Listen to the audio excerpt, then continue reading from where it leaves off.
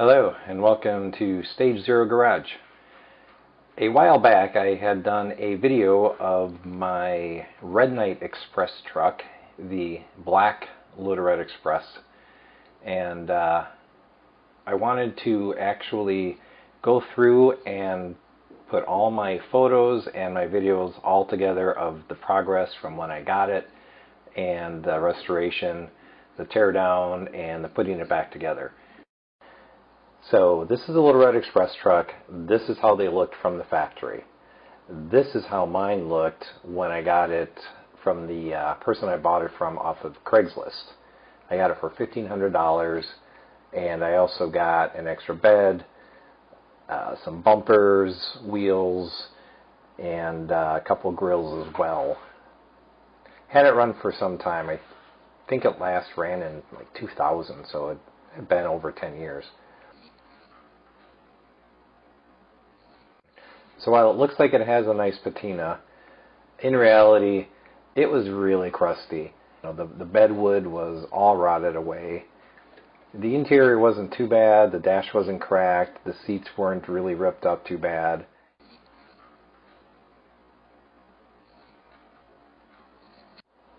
Undercarriage, everything was really rusty. You could tell it had sat for a really long time, probably in tall grass.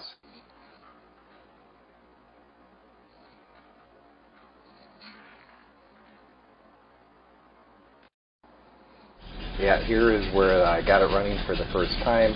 I have a mechanic friend right in my back alley here. He came over and helped me get it started for the first time, and so that was kind of neat. I was pretty happy that it was running. And then we pulled it out the next day, and Logan and I, get out of the way, a long time ago, YouTube, Red, back in 2011, Logan and I got to drive it up and down the back alley. It had no brakes, so I had to be extra careful with all the kids riding around on their bikes, Logan's friends riding around on their bikes. Not sure how many cylinders are firing, but it does sound like an old tractor.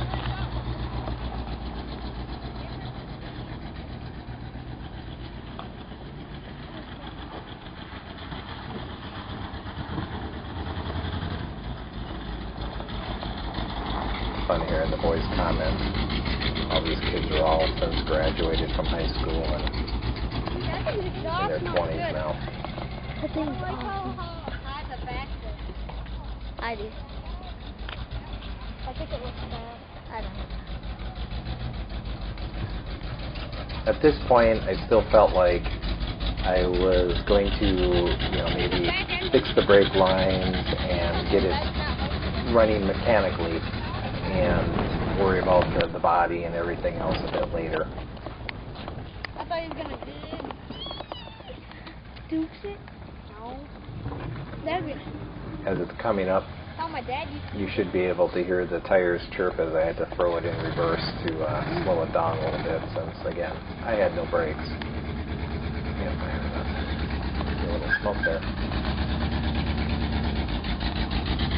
So yeah, and then as soon as I pulled it up, the exhaust dropped off, and I backed it into its spot right here, and tried getting it running later, but it just would not run. So parked it and decided, well, I guess we'll just do a full frame-off restoration come next spring. Polished it up a little bit.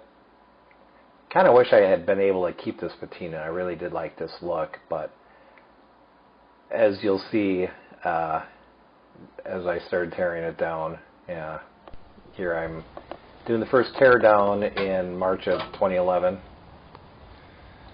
Here's Logan helping. Doing it with Logan here. What? Doing a little videoing of our first day of teardown. Logan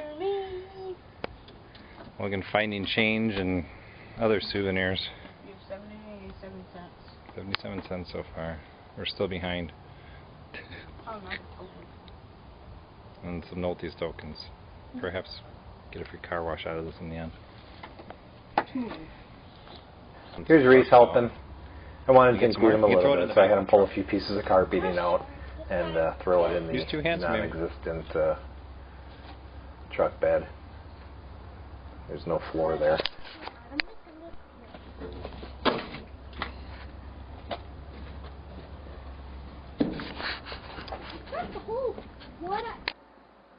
Here it is after I got the carpeting out, and unfortunately I was a little disappointed in the floors. I was still thinking, alright, I guess I'll have to get some floor pans and weld those in.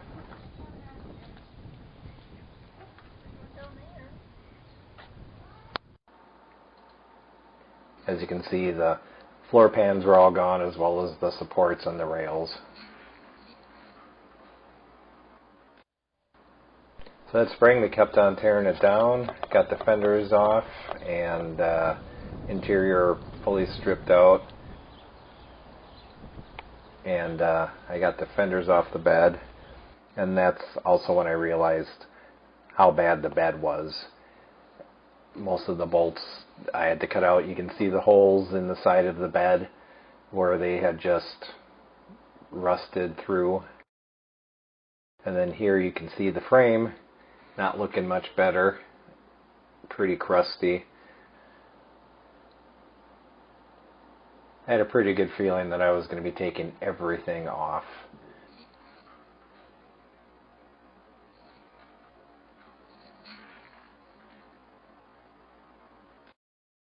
There was a nice little rust hole here.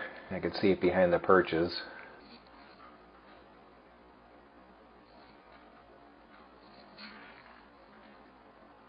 Yep, so there's that rust hole. What I ended up doing was grinding these rivets off and taking the perches off altogether. You can see I have half of it sanded and coated in 415.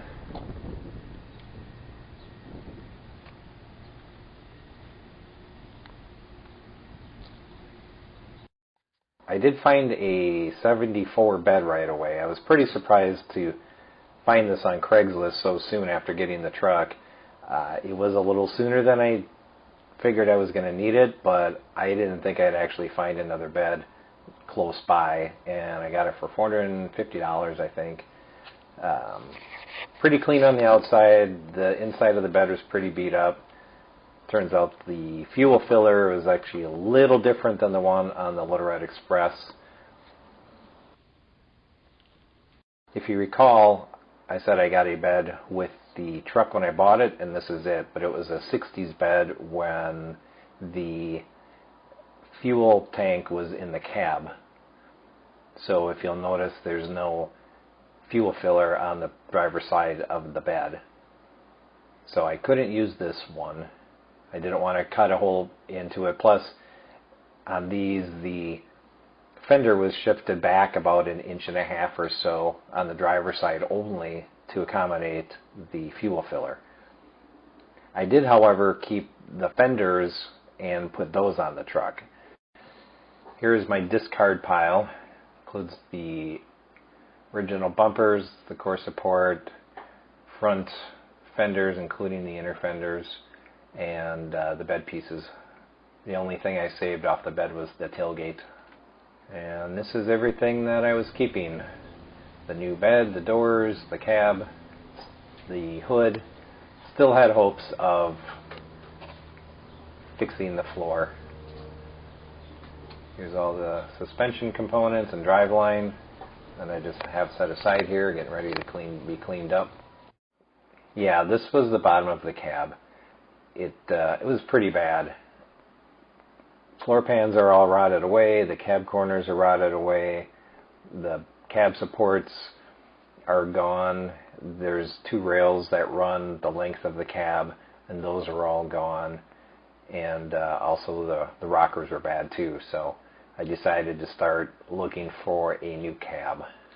I was really bummed about the core support because they use this core support for 79 and 80, and I was afraid I was going to have a really hard time finding the correct one. So I really didn't like having to throw this one away, but my skills weren't up to snuff for repairing a core support. So here's the frame, all the components taken off. There's a cab support that needs to be repaired. Got pour 15 on most of it. I was all excited to finish that day, but then it started raining, so didn't get to finish. Here's the cab that I ended up getting. It was a 1986, 89, not sure which. It's a W250, so it's got the big hump, but it was, you can see how clean it is. And for $425, I got this plus the rear leaf spring purchase and the leaf springs. And here's Logan helping me mock up the truck. We put the cab on the frame right away, and we ended up putting the doors on. Just kind of lightly hung the front fenders, threw the 74 bed on, and just kind of rolled the wheels into the wheel wells. This is when I noticed that there was actually a difference between the roof lines of this cab and my cab. And with that, we wrapped up 2012, and this is where and how the truck was left for the remainder of the year and into 2013. And for 2013, we started with cleaning up all the components, sanding them down, coating them, and painting them, and starting to get them back onto the frame.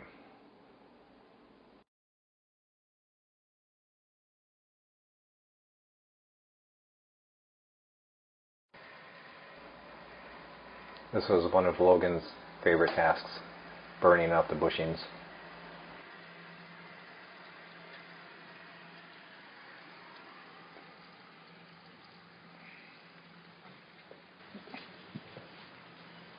Logan's sitting by the campfire.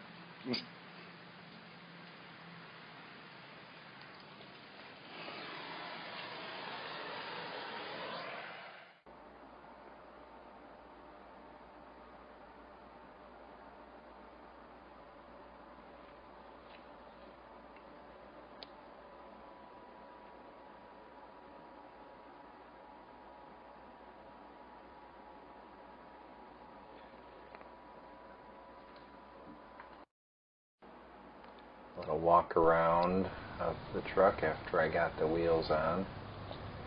You can see I've got all new hardware for the control arms and the alignment. Grade 8 bolts everywhere that previously had rivets. Still have that hole in the frame. Going to roll that over, and Randy's going to weld that up for me.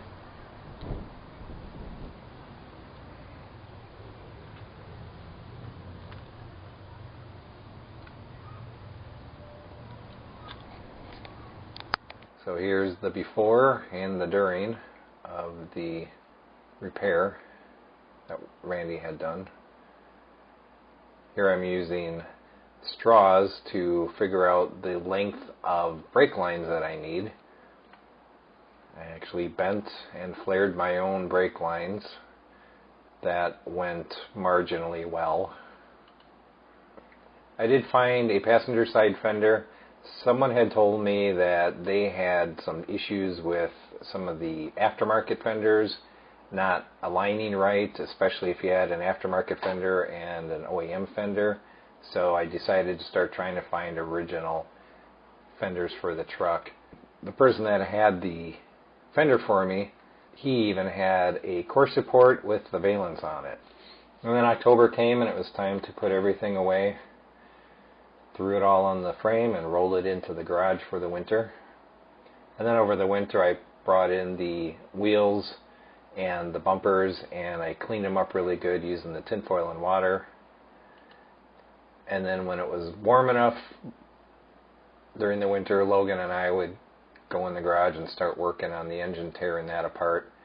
That's when I realized, I think when I was running the truck that first time and it died on me, I think I put it away wet and left some fuel in the cylinders because it was pretty gunky.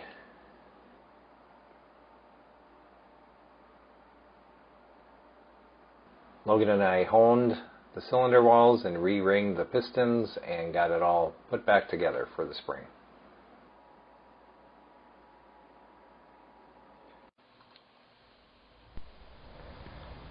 So jump ahead to July of 2014. Springtime, we pretty much were just putting the engine all back together, getting it on the frame, getting the rest of the components cleaned up and on the frame. And so the next step was going to be to get the engine running. I wanted to get it running before I put everything all back together, since I still had easy access to it.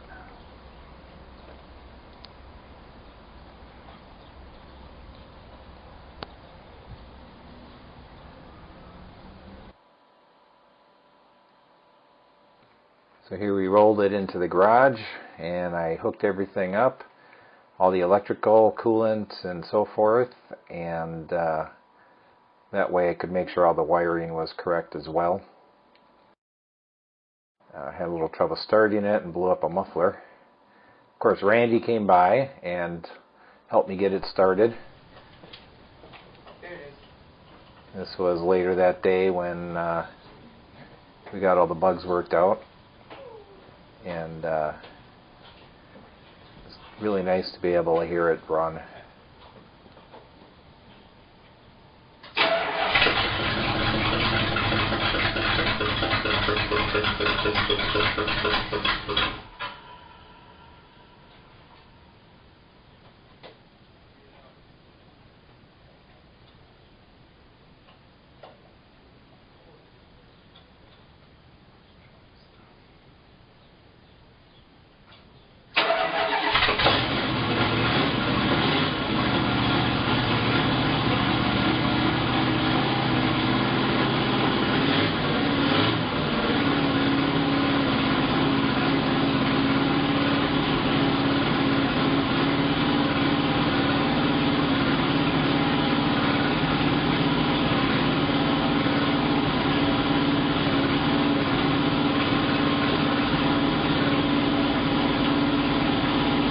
I was identifying a small coolant leak, which turned out to be just a little scratch in a freeze plug. What? That caused the coolant to just very slowly leak out. Next step here was to sand and varnish the bedwood with marine varnish.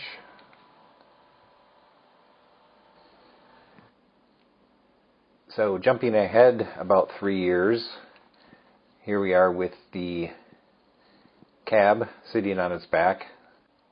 So I spent a few weeks cleaning that up, coating it, putting undercoating on it, and then for the rest of the cab, I sprayed it with Rust-Oleum from Walmart. I thinned it and sprayed it, and thought it looked pretty good. It was just meant to be a temporary solution. And here we are with Randy's help, getting the engine running again. Like I said, he's a wizard with these things. I was having some carburetor issues, and he had come and helped me get it timed better and get the carburetor set up.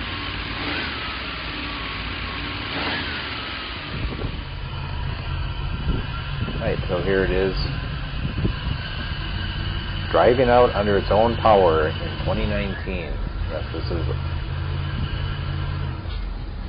September of 2019 in its first drive since I believe that was August of 2011.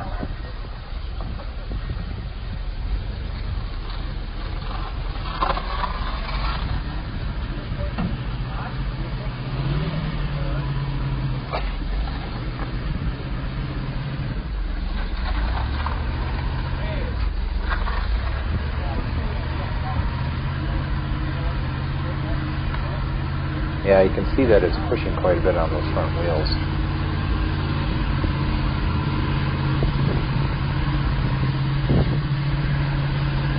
I wasn't sure if there was maybe something going on with the steering, or it was just simply an alignment issue. Steering seemed fine, so I assumed it was alignment. The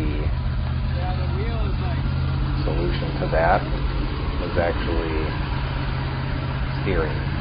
Common thing that people do is put the tie rods in upside down, which I did. As you can see here, it's connected to the center link, which I think is even in backwards on the bottom, and this is the correct way to attach the tie rods to the center link. You can see there's actually a cutout in the cross member. Made a huge difference. Here's Logan driving it. Unfortunately, I didn't notice that until probably another year or so later. I found the solution on Facebook. Someone else was complaining about it.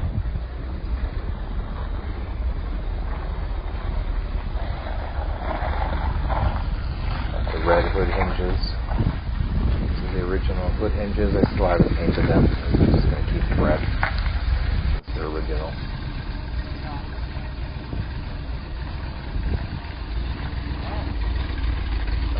Little wire connected to my foot. That's not going to help.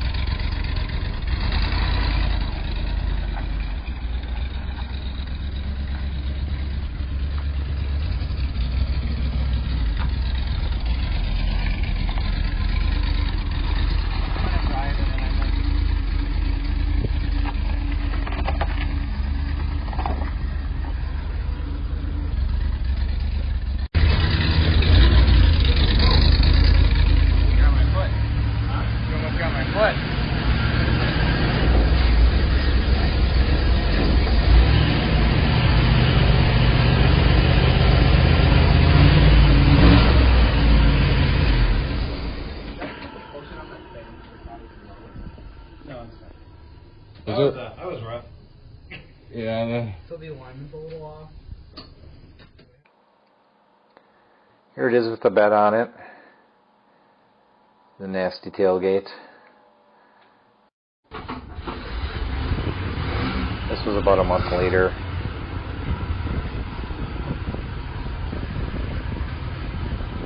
Taking it out on its second drive.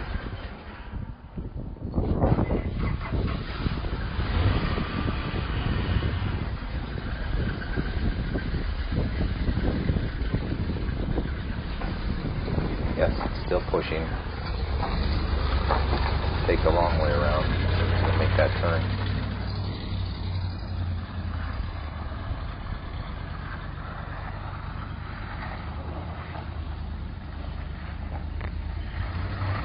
This was a look we actually had for the next couple of years. The black, the green, the white, and the red.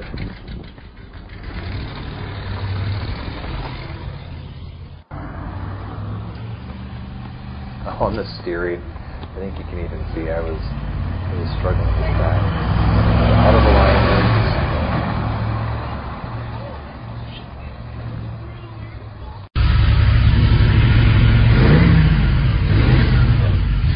0 miles. Yeah, so this was fun. I didn't fully torque down the rocker shaft on the passenger side. So I was only really running on 4 cylinders. Luckily there was no damage, everything was fine. I still ordered a new set of lifters and push rods.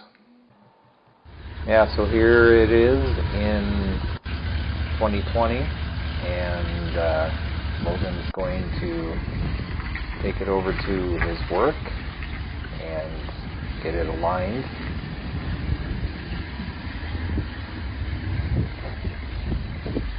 We were hoping that would fix this issue with the front end pushing, which of course, as I explained what the problem was, it did not fix it.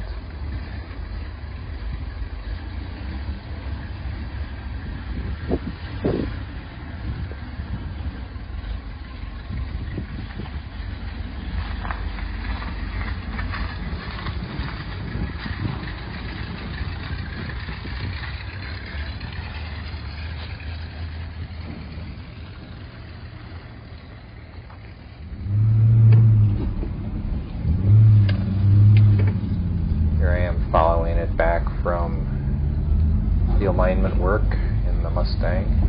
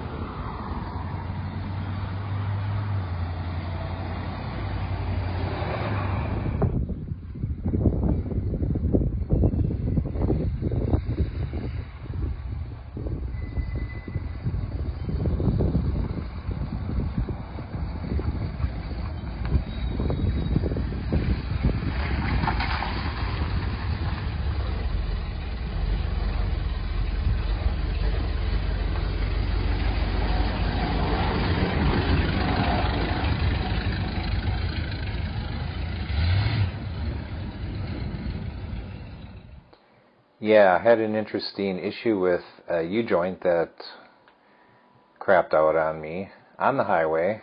Luckily it jammed into the yoke and I was able to get it into the Walmart parking lot where I was able to replace that U-joint.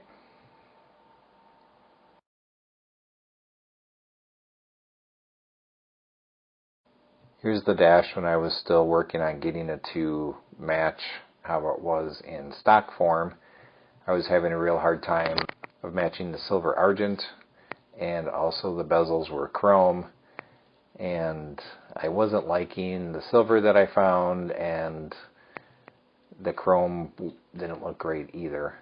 So I just decided I'm just going to this black with red accents thing Paint the dash black and surround it with some red. I just use model paint. Here's its first car show. I figured once Reese got his temps, it would only make sense that his first drive would be in the Little Red. Nice gap in the door.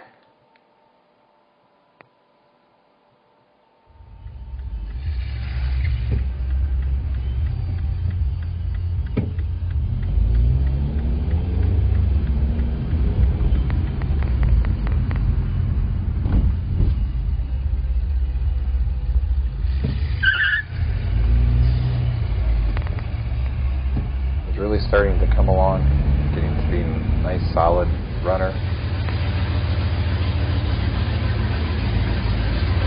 I always thought this was cool. We had a late snow, so I was actually driving it almost all the way into December.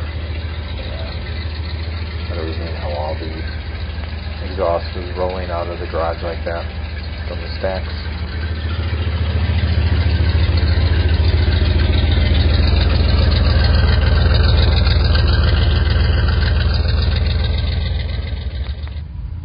Here's how the dash is. Replace the lighting with red LED lights. Got the tack where the radio used to be. Don't be fooled by the speed. My speedometer was off by almost 10 miles per hour.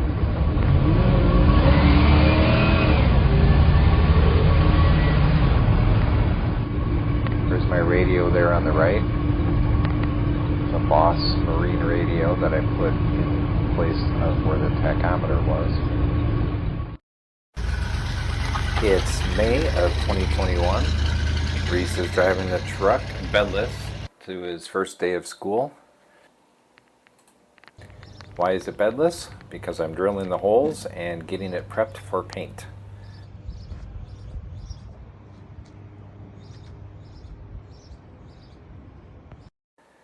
First thing is to put on the Raptor liner on the inside of the bed and inside the fender wells, and then prep the tailgate by cleaning it, sanding it, and clear coating it, and covering up the crappy rust with the bedwood.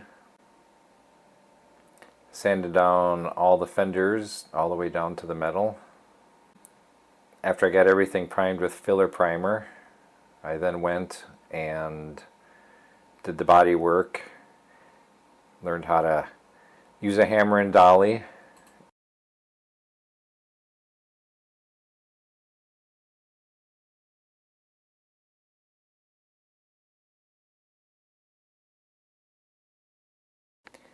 While I had the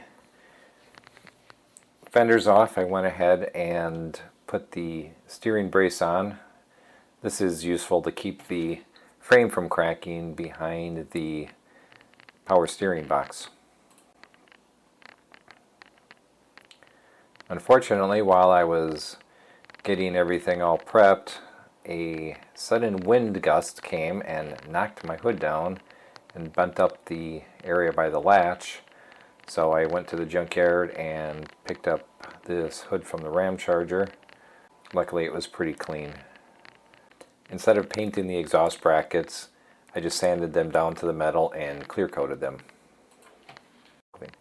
For the primer, I use this Omni MP172 black epoxy primer. And then for paint, I used the Kirker Hot Rod Black Satin Finish. Luckily, my neighbor was nice enough to let me use her garage over the summer so I could get the truck all prepped and painted in there. The paint was done by a friend of mine that paints for a living. Here's the first coat.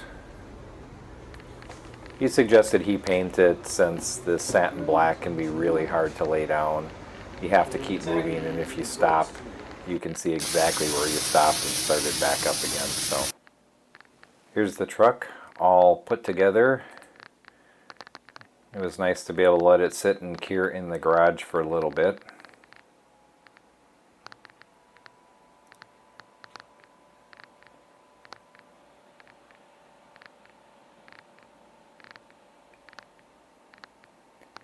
This little piece of damage was from me driving the truck out with the stacks on and the tips as well. And it didn't clear the garage, so it bent the stacks back into the bed and did these nice scratches.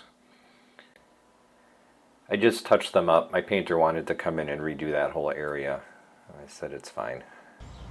And here it is, all done, put together.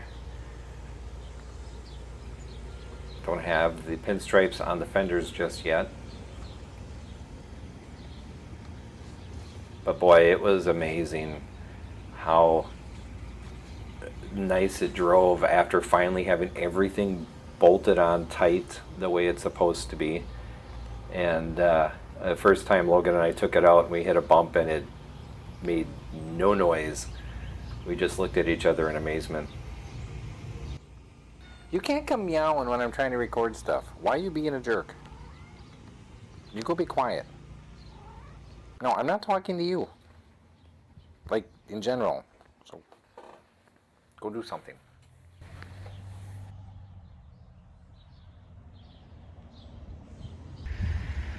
Alright, I'm leaving Logan's apartment. He got a nice video of me taking off. There's smoke coming out of that passenger side as usual.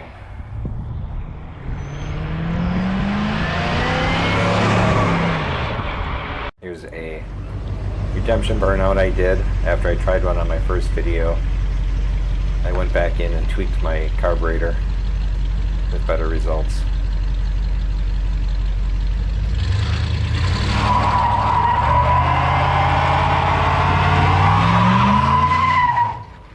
Yeah, go back and watch that video and you can see how poor my burnout was.